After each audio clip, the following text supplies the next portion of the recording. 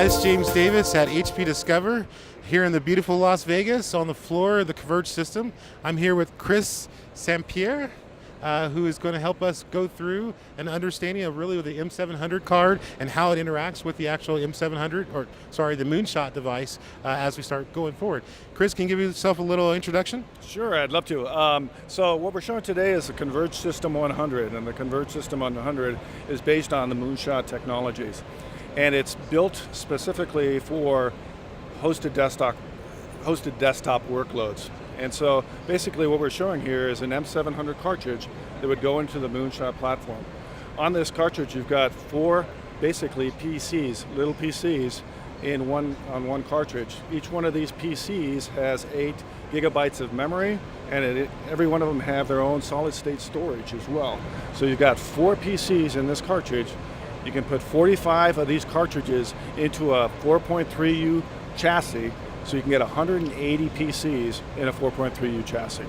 And what's unique about this and why we call it hosted desktop versus virtual desktops is these are PCs that are running the operating system and all the applications right bare metal right on the system itself. So you eliminate a lot of incompatibilities, and since these are individual PCs, no one user can impact the performance of any other user.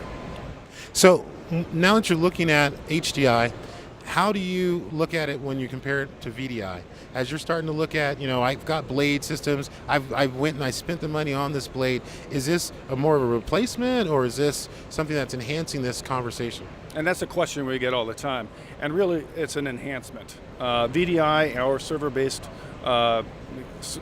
clients, for instance, those are two different technologies that we kind of have over a bridge that we call client virtualization.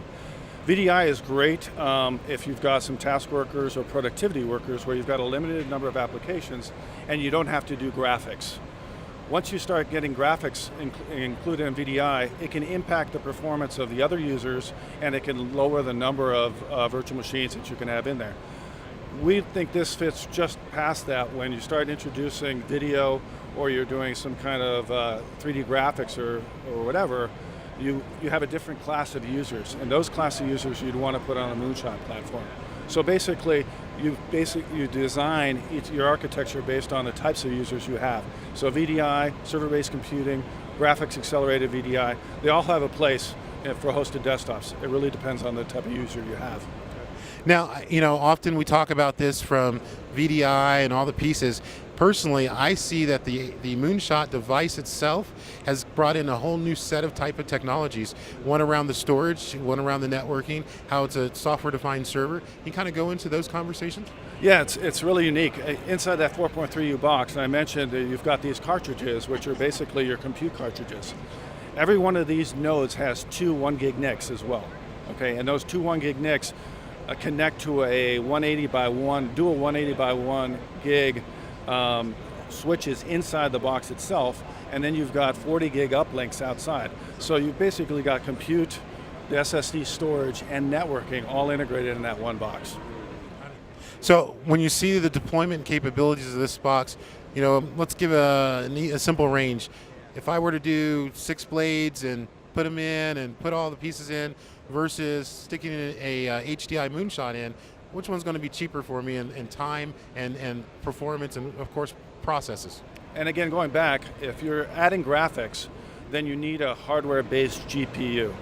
If you're doing blades today, we have a great array of GPUs that we can add to blades, but it's more geared towards the workstation class users. So the max number of dedicated GPUs per user that we can get on a blade, for instance, is 8. So here we've got 180 with GPU performance in a 4.3U box. So the density is very high, but again, it's a different type of user. This is a PC user who wants graphics. It's not a workstation user. If you're going to go to higher end performance graphics, the Blade workstation, for instance, is going to be a better alternative for those types of users. Great. Thanks for that information, for sure. Last question for you. Now, as it's a software-defined server and it has all the right capabilities, where's the hypervisor at? There is no hypervisor. Did you hear that right? No hypervisor. So we're clear. All right, we're going to sign out from this one right now. Thank you, Chris, for all your support. Thanks for coming.